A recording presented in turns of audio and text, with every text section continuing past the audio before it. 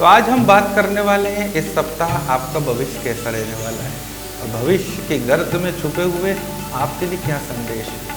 तो बताता हूँ सबसे पहले मेष राशि वालों। आज का दिन आपका उच्च अधिकारियों से मेल मुलाकात का अवसर देने वाला है जो पूरे सप्ताह आपको लाभान्वित कर सकता है। उसका लाभ लीजिएगा। लापरवाही पूर्वक उस समय को जाने मत दीजिए, पकड़ के रखिए, बहुत अच्छा होगा। इसको और अधिक लाभान्वित कैसे करें, क्या उपाय किया जाए? तो एक उपाय बहुत अच्छा, तुलसी के पौधे में आप 1 चम्मच दूध प्रतिदिन सुबह के समय चढ़ाइए और अपनी मनोकामना बोल के अपने काम पर जाइए, देखिए कैसा लाभ होता है। अब हम बात करेंगे वृषभ राशि वालों की। वृषभ राशि वालों के लिए अभी जो दिन चलने वाले हैं वो खाने पीने में बहुत ज़्यादा समय व्यतीत करेंगे। महिलाओं के लिए विशेष रूप से ये समय मान सम्मान पाने का है। आपके द्वारा किए गए कार्यों के प्रति जो घर वालों का इग्नोरेंस था, यानी आपको बहुत तवज्जो नहीं दी जाती थी, उसमें सुधार होने वाला है और आपकी ज़िंदगी में मान सम्मान और कुछ विशेष उपहार की प्राप्ति भी होने वाली है। क्या करें उपाय जिससे और अधिक हो लाभ? तो बड़ा छोटा सा उपाय है। 21 हरे खड़े मूंग के दाने एक छोटे से हरे कपड़े में बांध के और बहते जल में प्रवाह कर दीजिए और देखिए कैसे आपके दिन में परिवर्तन आता है। आपका ये सप्ताह और आनंद से बीते, ऐसी मेरी कामना है। अब हम बात करेंगे मिथुन राशि वालों के लिए। इस समय में मिथुन राशि वाले जो अपने संतानों के लिए बड़े चिंतित थे कि किसी अच्छे संस्थान में, किसी अच्छे स्कूल में, अच्छे कॉलेज में उनका एडमिशन हो जाए या कोई नई जॉब का ऑफर आ जाए, तो वो आपके लिए होने वाला है, यानी शुभ समाचार आने वाले हैं और ये शुभ समाचार आपके लिए बहुत अच्छे अवसर देने वाले हैं। क्या उपाय करें इस समय में जिससे इनको और अधिक लाभ से काम में लिया जा सके? बहुत सिंपल है। सावन का महीना चल रहा है, भगवान भूत भावन के क्षेत्र के हम लोग रहने वाले हैं। क्या करना है? करना इतना भर है कि भगवान शिव के मंदिर में जाके और थोड़ा सा उनके मंदिर में साफ सफाई करनी है, क्योंकि इस समय में भक्तों ने बहुत सारे बिलपत्र फूल चढ़ा के आए हैं। तो आप थोड़ा सा समय दान, श्रम दान करके आइए और वहाँ सेवा दीजिए। आपको देखिए कैसे आपके भाग्य में बड़े चमत्कारिक परिणाम आने वाले हैं। आप ये उपाय करके देखिए, हमें ज़रूर बताइएगा कैसा लगा। अब हम बात करेंगे आगे एक महत्वपूर्ण विषय, जैसे कि हमारे घर में मंदिर कैसा होना चाहिए, मंदिर कहाँ होना चाहिए, मंदिर में कितनी मूर्तियाँ होना चाहिए, कैसी मूर्तियाँ होना चाहिए, उनका मुंह किधर होना चाहिए। ये प्रश्न बार बार लगातार कई बार हम खोजते रहते हैं, पर सही उत्तर बहुत कम लोग जानते हैं और जानते हैं तो भी अनजान बने रहने की आदत में है। तो मैं आपको बताने वाला हूँ कैसे करेंगे। तो हम बात करेंगे घर में मंदिर कहाँ होना चाहिए। तो वास्तु के अनुसार घर में मंदिर उत्तर व पूर्व के कोने में होना चाहिए। उत्तर दिशा में भी चलेगा, पूर्व दिशा में भी चलेगा, पर सर्वोत्तम जगह है ईशान कोण। ईशान कोण जहाँ पर भगवान को विराजित होना चाहिए। आपके घर में है ईशान कोण में मंदिर?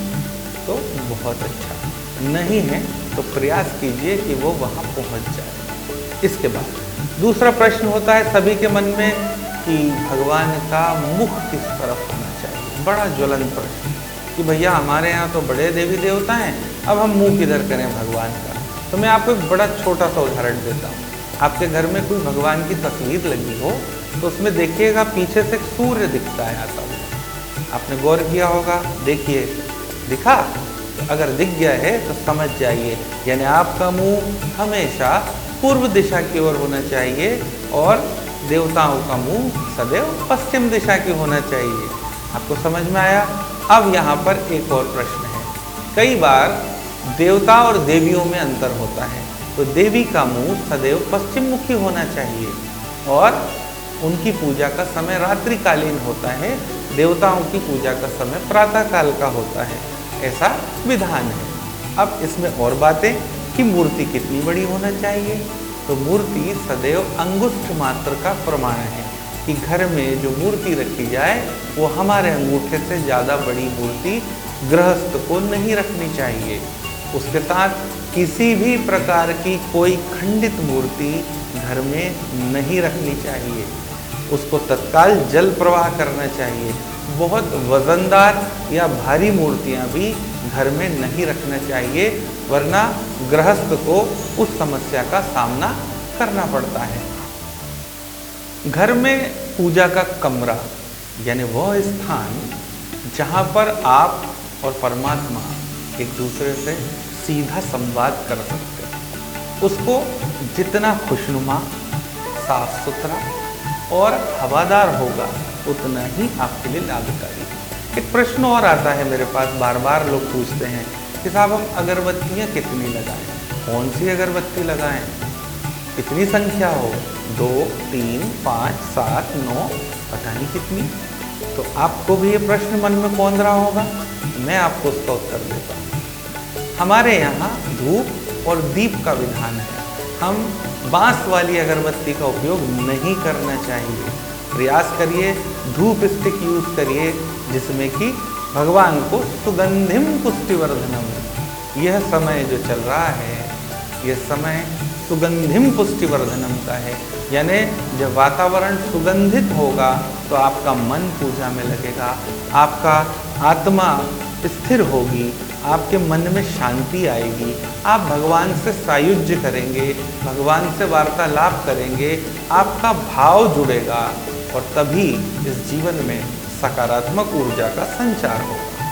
तो कोशिश कीजिए कि सुगंधिम पुष्टिवर्धनम यानी सुगंधित वातावरण बनाने वाली अगरबत्ती या धूप बत्ती इस्तेमाल करें।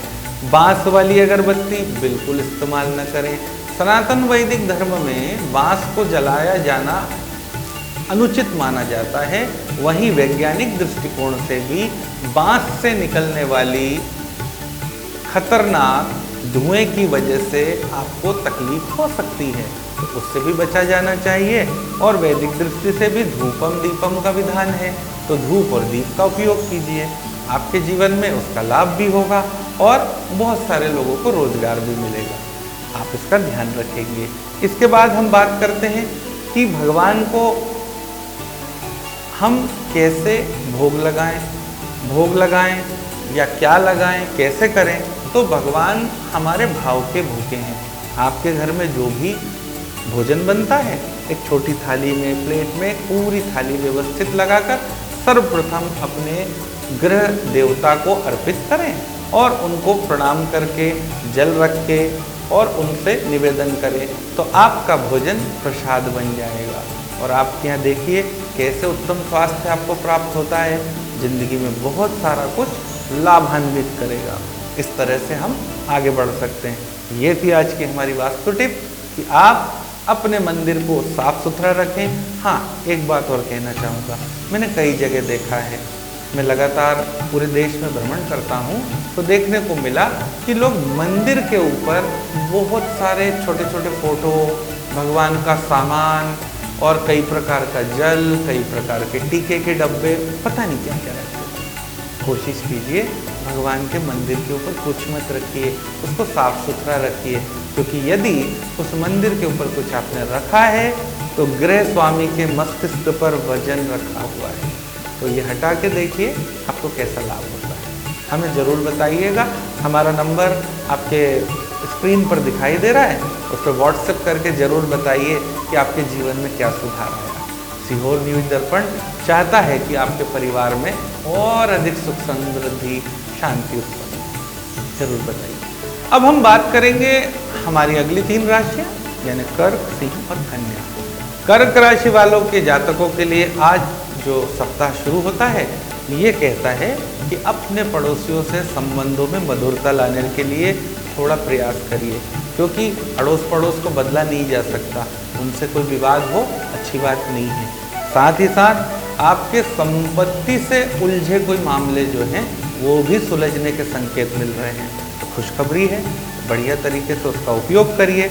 अब इस समय में क्या उपाय करें जिससे फ़ायदा हो जाए, तो उपाय बड़ा सिंपल है, श्रावण मास का अवसर है तो भगवान शिव के प्रिय नीले और सफ़ेद फूल लेके पहुंच जाइए शिवालय। इस हफ्ते रोजाना भगवान शिव को नीले और पीले फूल दोनों अर्पित करिए, दूध जल मिश्रित अर्पण करिए और देखिए कैसे आपके मामले सुलझते जाते हैं, हमें ज़रूर बताइएगा। अब हम बात करेंगे सिंह राशि वालों की। सिंह राशि वाले जातकों के लिए यह सप्ताह आपके बहुत पुराने मित्रों से मिलने का अवसर देने वाला है, जिससे आपका मन बहुत प्रसन्न रहेगा और मन में उत्साह का संचार होगा।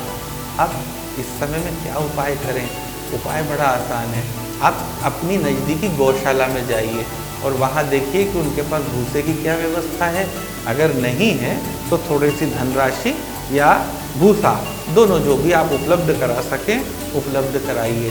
तो संपत्ति से जुड़ा कोई बड़ा मामला जो उलझा हुआ है या कोई कामना है कि मुझे प्लॉट मिल जाए या मेरा मकान हो जाए या मेरा मकान और बेहतर हो जाए, जल्दी उसमें राहत मिलेगी। अब हम बात करेंगे कन्या राशि वालों की।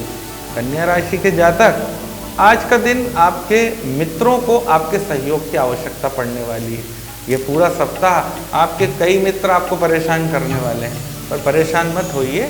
उनकी जो यथा योग्य सहायता है जरूर कीजिए, क्योंकि वह आपको प्रसन्नता भी देगी और आगामी भविष्य में आपके लिए बहुत मजबूत रिश्तों की एक दीवार के साथ आपका मकान खड़ा कर देगी। आप उसका लाभ लीजिए। अब इस समय में क्या उपाय करें जिससे ज़िंदगी और बेहतर हो जाए? यही कामना है ना आपकी, बस हो जाएगी। बहुत छोटा सा उपाय है। भगवान शिव का एक रुद्राभिषेक कोशिश कीजिए, किन्हीं वैदिक ब्राह्मणों द्वारा अपने घर पे कराइए और सपरिवार बैठ के उसका श्रवण कीजिए। जब वेद मंत्र आपके घर में गुंजायमान होते हैं ना, तो वहाँ की सारी नकारात्मक शक्तियाँ भाग जाती हैं और नकारात्मकता जब हटेगी तो सकारात्मकता आपको स्वीकार करेगी। आपके लिए अच्छा होगा, ज़रूर कोशिश कीजिए। उम्मीद करते हैं आपके लिए उत्तम होगा। अब हम आगे बात करते हैं। आज का जो महत्वपूर्ण विषय हमारा है हस्तरेखा विज्ञान। मैं बताने जा रहा हूँ, हाथ में सबसे महत्वपूर्ण अंग बोला जाता है अंगुष्ठ, यानी हमारा अंगूठा। अंगूठा मूलतः दो प्रकार में देखा जाता है। वैसे तो उसके बहुत सारे प्रकार हो सकते हैं, पर दो प्रकार। पहला प्रकार यानी कि सीधा कड़क अंगूठा बहुत लोगों का होता है। ऐसे लोग बड़े जिद्दी होते हैं, अड़ियल होते हैं, अपनी बात से पीछे हटना नहीं चाहते, किसी दूसरे को कुछ समझना नहीं चाहते। पर ऐसे लोगों की खासियत भी होती है, बड़े कलाकार होते हैं, कलाकारी इतनी ज़्यादा रखते हैं कि बिल्कुल वो कुछ भी चीज़ को एक बार देख के कैसा भी बना सकते हैं। कलाकार लोग वैसे भी मूडी होते हैं ना थोड़े से, वही बात है। अब हम बात करते हैं फ्लेक्सिबल अंगूठे की। जिन लोगों का अंगूठा बहुत मुड़ जाता हो यानी पीछे की तरफ झुक जाता हो, ऐसे लोग बहुत दयालु, कृपालु और थोड़े से भोले होते हैं, जो लोगों की सहायता के लिए तत्पर रहते हैं। अपना काम बिगड़ जाए पर दूसरे के काम के लिए अपना काम दाम साम सब छोड़ के चल देते हैं। तो ऐसे लोग थोड़े सतर्क रहें। ऐसे लोगों के जो परिवार के लोग हैं वो भी उनको थोड़ा समझाइश देते रहिए, क्योंकि वो आर्थिक हानि उठा जाते हैं इस चक्कर में। तो इस तरह से हम अंगूठे के महत्व को समझते हैं।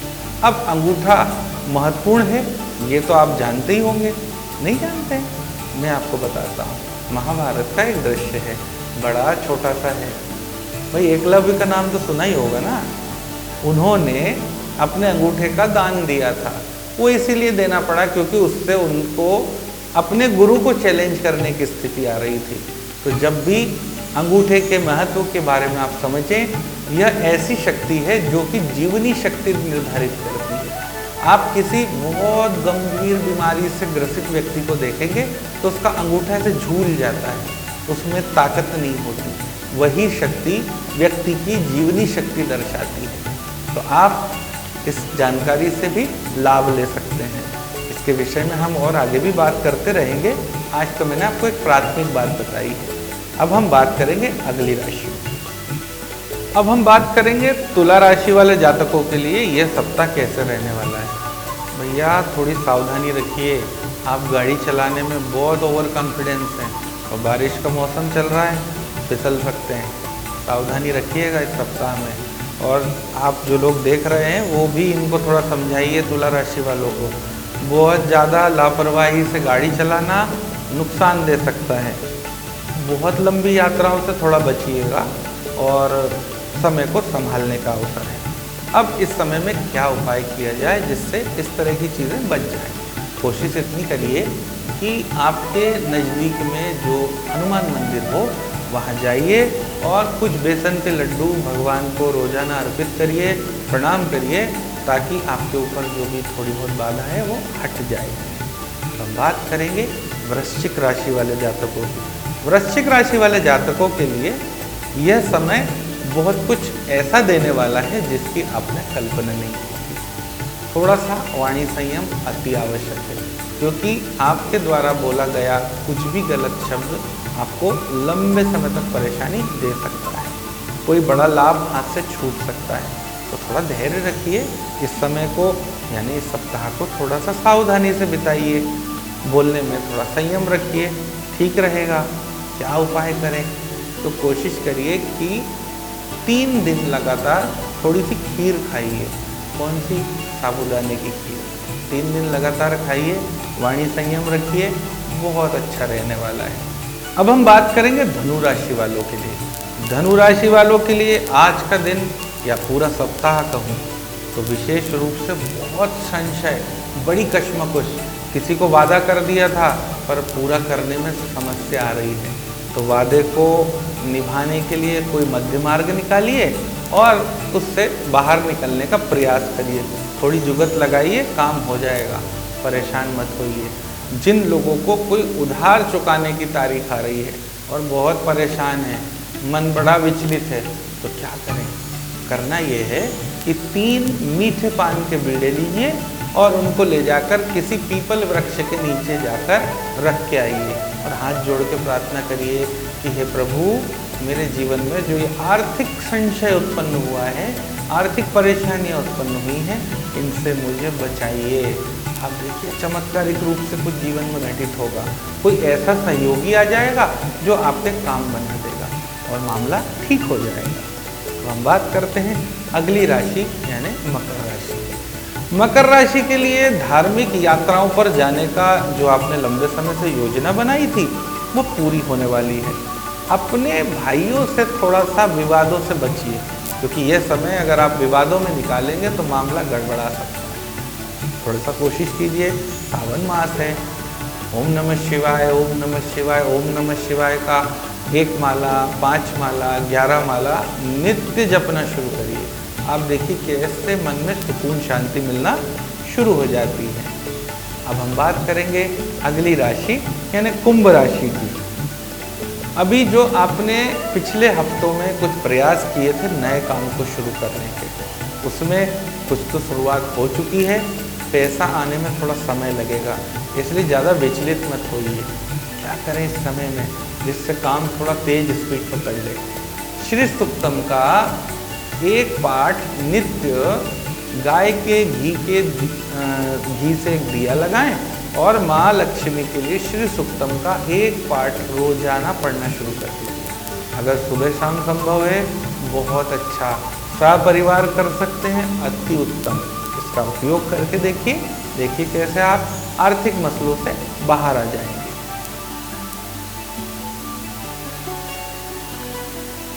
अब हम बात करेंगे आज की अंतिम राशि यानी मीन राशि की। मीन राशि वाले जातकों के लिए बहुत ही बड़े अवसर आने वाले हैं। कोई ऐसा काम जो लंबे समय से उलझा पड़ा था, शायद किसी कोर्ट कचहरी से जुड़ा मैटर है, वो ठीक होने वाला है और आपको फेवर भी देगा। पर इस समय में अपने स्वास्थ्य का ध्यान भी आपको रखना है, क्योंकि यदि स्वास्थ्य ठीक रहेगा तो बाकी चीज़ें ठीक रहेंगी। पर जेब को भी संभालना है। आप भावुकता में किसी को ज़्यादा पैसे उधार मत दीजिएगा, क्योंकि वो पैसा उलझ सकता है जो आपके लिए मानसिक परेशानी का कारण बन सकता है। अब इस समय में क्या करें जिससे इस तरह की बाधा ना आए? तो नाग केसर किसी भी पंसारी की दुकान पर मिल जाएगी, वहाँ से ले आइए और 21 दाने शहद में डुबाकर ओम नमः शिवाय बोलकर शिव जी पर अर्पित करना है। और उनको जल से साफ कर देना है। यह प्रक्रिया लगातार करिए, देखिए कैसे आर्थिक मामले ठीक होते जाते हैं और ज़िंदगी में कुछ नए अवसर, कुछ बेहतर अवसर, कुछ बेहतरीन लम्हे आपका इंतज़ार कर रहे हैं। तो ये थे हमारे इस सप्ताह के लिए आपसे मुलाकात। अब हम बात करेंगे अगले सप्ताह के लिए सीहोर न्यूज़ दर्पण के साथ। मैं आचार्य पंडित अमित तिवारी फिर मुलाकात करूंगा। भगवान शिव के जुड़े हुए अनेक रहस्य हैं जिनको हम आपसे बांटेंगे, खोलेंगे परत दर परत कुछ रहस्य। फिर होती है मुलाकात। जय श्री कृष्ण।